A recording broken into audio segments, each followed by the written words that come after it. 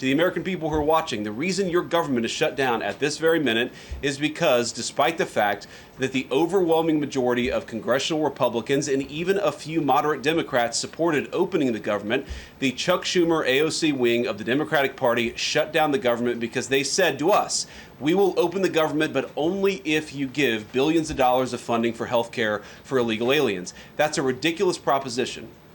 Let me say two other quick things, and then again, I'll take some questions. But the reality here, and let's be honest about the politics, is that Chuck Schumer is terrified she's going to get a primary challenge from Alexandria Ocasio-Cortez. The reason why the American people's government is shut down is because Chuck Schumer is listening to the far-left radicals in his own party because he's terrified of a primary challenge. So I'd invite Chuck Schumer to join the moderate Democrats and 52 Senate Republicans, do the right thing, open up the people's government, and then let's fix healthcare policy for the American people. Illegal immigrants are getting taxpayer-funded healthcare. Democrats say you're lying.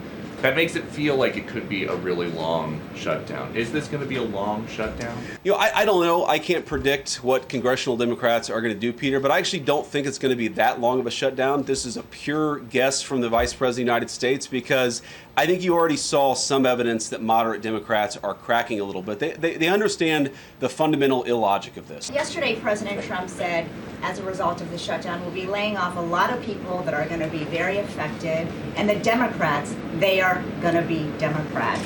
Has the administration asked agencies to target federal workers who they believe to be Democrats in these reductions of forces?